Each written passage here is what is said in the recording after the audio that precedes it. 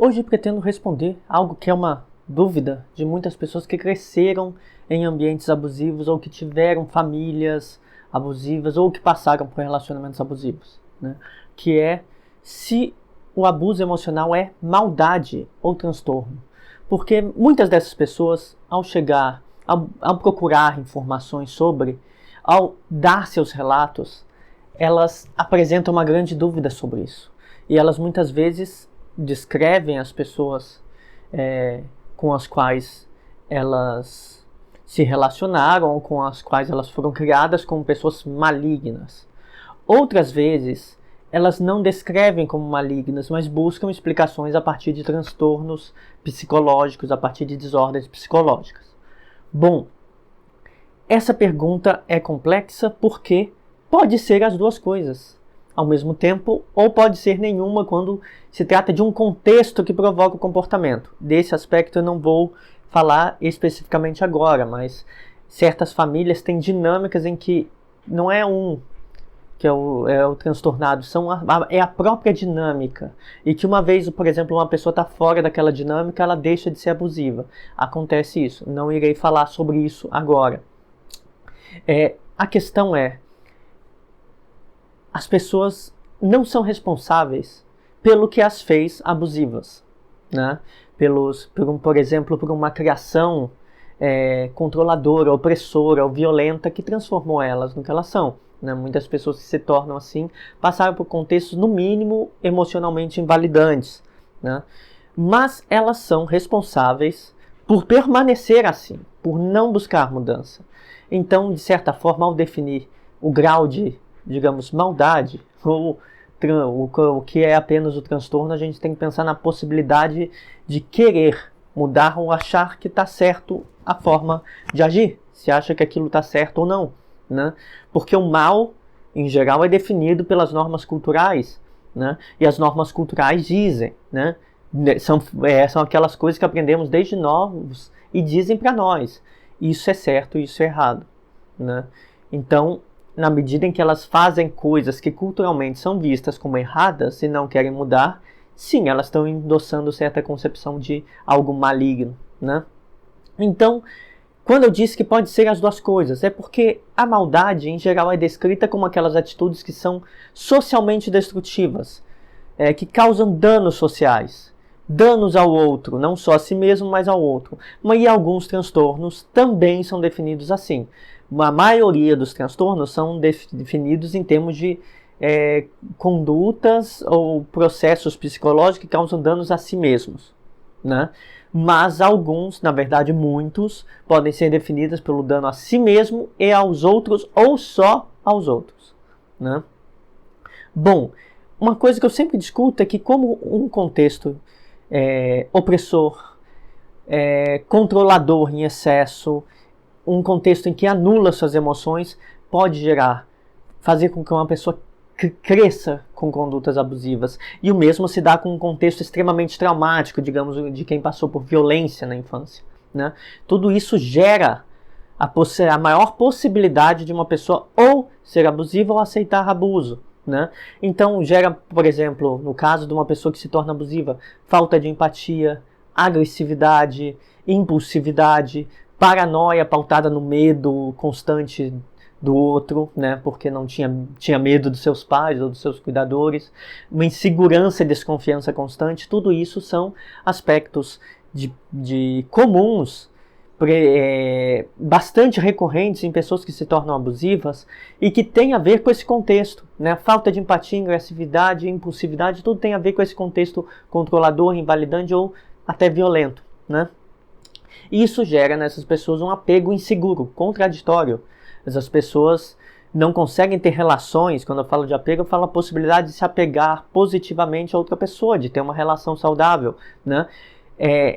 Como elas não confiavam no seu contexto, nos seus cuidadores iniciais, elas têm dificuldades nas relações. Né? Isso caracteriza, muitas vezes as pessoas podem ser abusivas em um ambiente e não em outro. E quando elas não são no público, mas são no privado, provavelmente indica problemas com apego. Né? Então, quando eu pergunto se é maldade ou transtorno, vai depender da forma como essa pessoa lida com isso, né? Porque, antes de tudo, o que nós chamamos de problemas mentais ou doenças psicológicas são comportamentos sociais. Eu fiz um vídeo sobre o que é uma psicopatologia, eu falo, o que caracteriza são comportamentos. Você vai lá nos manuais de diagnóstico, é a descrição dos comportamentos das pessoas que caracteriza a maior parte das psicopatologias. Então, quando falamos de problemas mentais, doenças psicológicas ou coisas assim, estamos falando de problemas comportamentais sociais, né? Que podem estar presentes em modelos de comunicação, em formas de interação com as pessoas, né? Então, na psicopatologia, nós classificamos comportamentos como psicopatológicos, como patologias mesmo, se ele causa danos a si mesmo ou aos outros. Então, esse é um aspecto importante, né? Por si só, já é um aspecto central da psicopatologia, o sofrimento, né? Se causa só você, podemos dizer que você não é uma pessoa maldosa. Mas se o que você faz causa sofrimento aos outros, você pode ser maldosa, na medida em que você não tem a consciência, ou na medida em que você justifica a maldade. A maldade tem a ver, novamente, com aspectos culturais, com aquilo que nós consideramos bom ou mal num grupo social, ou aquilo que causa danos ao outro. Se a gente tomar uma posição, digamos, mais liberal, é algo que invade o espaço do outro, algo que causa danos ao outro que não lhe fez nada, né? Mesmo que você ache que tem uma reação, que seja uma reação, que houve algo feito contra você, né? Então, se tomarmos essa definição, que uma patologia psicológica tem a ver com comportamentos que causam sofrimentos a si ou aos outros, na medida em que causa dos outros, há um potencial de maldade. Mas ele existe na medida em que a pessoa que causa esse dano não entende e não tenta evitar, né? Ou sabe o que está acontecendo e não tenta evitar mesmo assim. Então depende do grau de consciência. Normalmente pessoas que têm comportamentos abusivos e não sabem como mudar sentem muita culpa, e essas pessoas buscam mudar. Eu recebo com mais frequência até do que pessoas pedindo apoio para mim, por terem passado por relacionamentos abusivos, pessoas pedindo apoio por terem sido abusivas, né? Eu não tenho atuado, não atuo como terapeuta, mas esses e-mails chegam, as pessoas querendo saber o que elas fazem. Eu recomendo que busquem terapia, né? Mas a questão é que causar sofrimento sim, ter comportamentos que causam sofrimentos pode ser algo diagnosticado como um transtorno. E o que vai definir a maldade aí é o seu grau de reflexão, de capacidade de perceber e de querer mudar, né? Então, a maldade está em condutas destrutivas, e a pergunta se é maldade ou transtorno não importa tanto se a pessoa não tem autorreflexão, né? Porque, aliás, tem uma coisa interessante: qualquer maldade pode ser caracterizada por um transtorno se ela faz parte. Até, por exemplo, a maldade pura, o que a gente chamaria de um mal puro, é a psicopatia, né? E a psicopatia, ou o transtorno de personalidade antissocial, é alguém que causa danos e não está nem aí. Esse é, digamos, a marca, o conceito na psicologia para dizer que uma pessoa é maligna, né? Mas há aproximações e distanciamentos. Certos transtornos vão ter mais aproximação, porque se você não tem empatia ou não é capaz de refletir ou achar que está errado qualquer coisa, sim, temos algo maligno, né? Bom, por exemplo, eu não vou falar agora necessariamente sobre transtornos de personalidade. Eu farei outro vídeo sobre isso, eu quero entrar ainda nesse tema mais profundamente, mas transtornos de personalidade, por exemplo, são uma categoria de psicopatologias que é caracterizado por comportamentos muitas vezes destrutivos ou de si ou de outros, que é caracterizado por desregulação emocional, por crenças ou pensamentos disfuncionais que prejudicam a vida da pessoa, as decisões da pessoa, por inflexibilidade extrema, ou seja, você não consegue se adaptar a novos contextos, a novas experiências, você repete seus relacionamentos do mesmo jeito, trabalha sempre do mesmo jeito, você tem dificuldade de adaptação, e de ser, por apresentar comportamentos fora de certas normas culturais relativas ao bem ou mal, seja para si ou seja para o outro. Então tudo isso caracteriza. E como vocês podem ver, são comportamentos exibidos. E o que vai definir, então, se isso é mal ou bom, tem a ver já com outro aspecto, né? Que tem a ver com a autorreflexão, tem a ver com a consciência que se tem do que se faz, né? Eu gosto de dizer, dar como exemplo, vilões de filmes, de ficção, de literatura. Um bom vilão tem bons motivos. Aquele vilão que, eu quero fazer maldade, é uma besteira, né? Os vilões da vida, na nossa vida, normalmente são aquelas pessoas que são próximas, não são aquele outro que quer te prejudicar. É uma pessoa próxima, que não vê que está te prejudicando, ou que acha que o que aconteceu tem uma justificativa, né? Eu estou dizendo isso porque os vilões de nossa história acham que estão certos, né? Um bom vilão acha que está certo, ele tem motivos, ou ele justifica seus motivos e acha que está certo mesmo causando danos aos outros, porque talvez os outros tenham intenção de lhes causar danos, né? A paranoia é muito característica de vilões, né? O discurso conspiratório é característica de vilões, né? Então as pessoas más pensam que são boas, e esse é o grande problema, né? A única pessoa má que sabe que é má é um psicopata, um antissocial, com transtorno de personalidade antissocial. Mas a maioria das pessoas más se consideram boas, e essa que é a questão, porque elas faz o mal sabendo, elas podem saber que causam danos aos outros, mas elas não se importam com o dano, elas se importam em prevenir os danos nelas mesmas, mesmo que o dano não exista, né? Então quem faz o mal distorce, na maioria das vezes, o que faz como bem, né? Se a gente pegar grandes líderes políticos que praticaram genocídios, violência contra grupos étnicos, né? Todos esses grandes líderes políticos têm como característica isso. Acreditavam que faziam em nome de um bem maior. Então há algo no mal que é justificado como bem, que é distorcido como bem, né? E isso faz parte do que nós chamamos de maldade. Então é por isso que é comum a gente ver pessoas cruéis e que vão se fazer de vítima, porque elas acreditam que elas fazem a bom, né? A maior parte é assim, só não é assim em casos extremos, né? De um psicopata não é assim, mas a maior parte das pessoas fazem o mal achando que é bem, achando que estão se protegendo, no mínimo achando que estão se protegendo contra os outros que lhes fazem mal. Então esse é o grande problema da maldade, né? Então a gente pode dizer que as pessoas são malignas por falta de autocrítica. Essa que é a questão. Falta de autocrítica, falta de autorreflexão.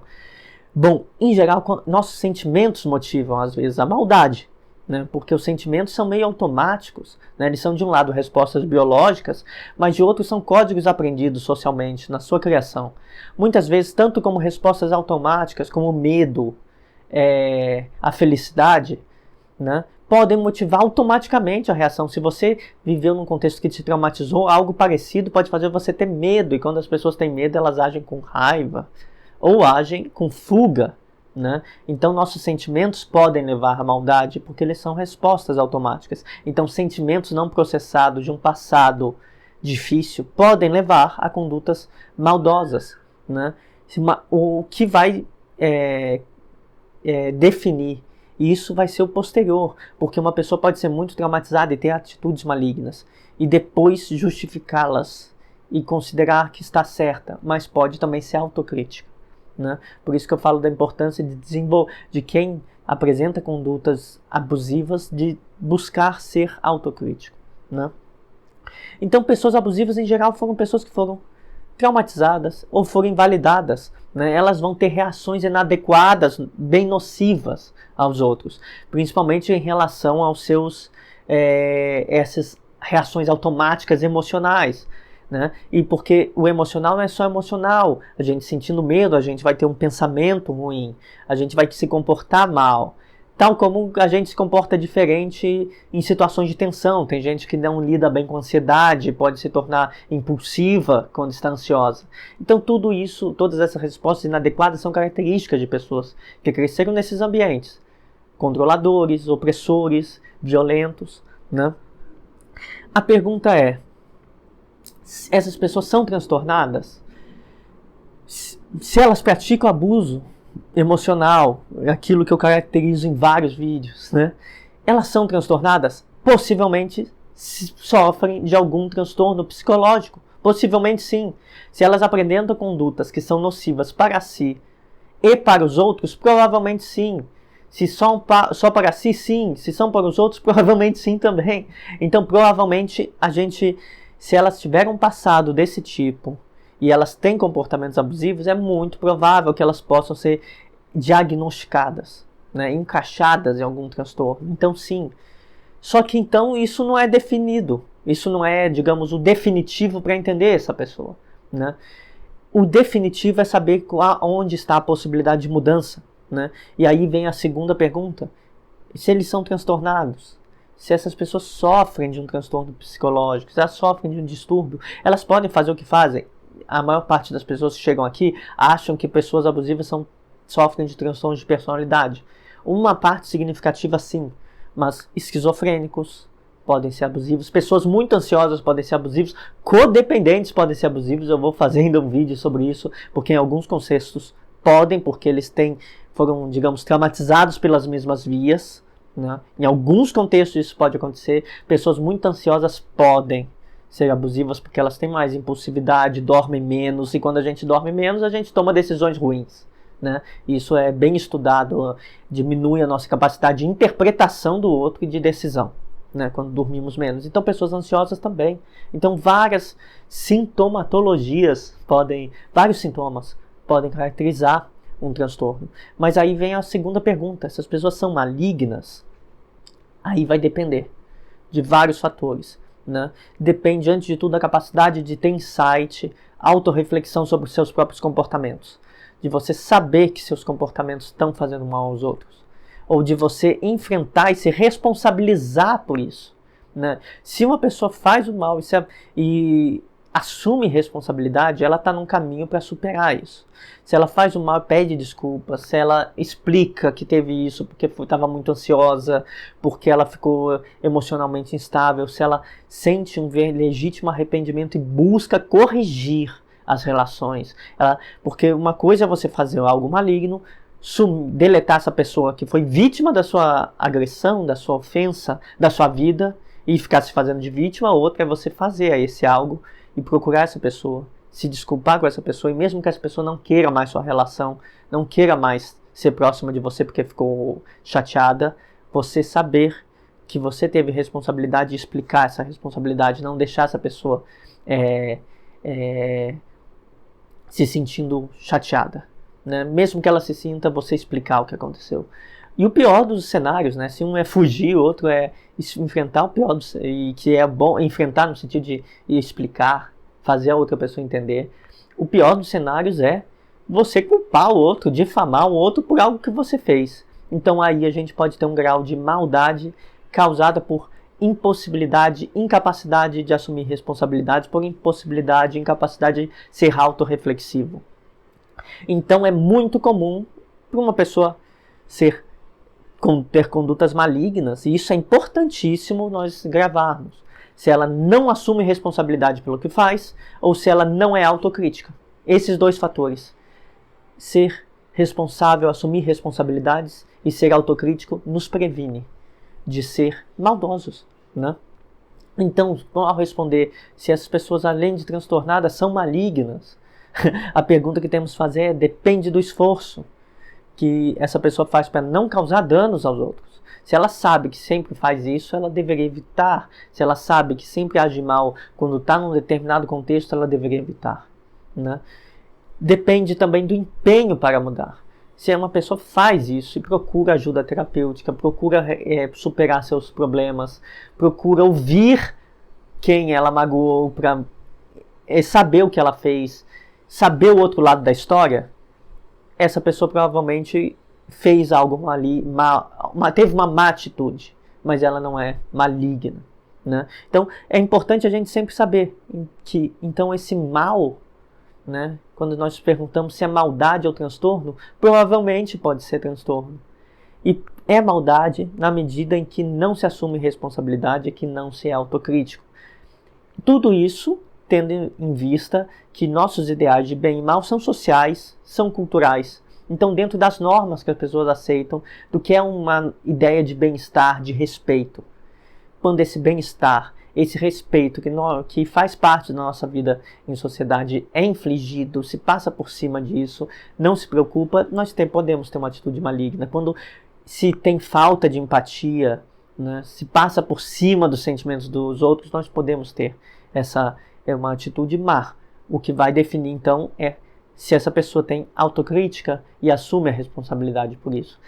E isso é definitivo, é importante, decisório, né, para ela mudar. Uma pessoa, então, que tem essas atitudes, mas ela é capaz de assumir a responsabilidade, ela vai ser capaz de fazer sua própria transformação e superar, no longo prazo, tanto seus comportamentos, suas emoções, como deixar de ter um diagnóstico num longo prazo. Superar um transtorno, e que, na verdade, é superar as próprias atitudes, mudar essas atitudes.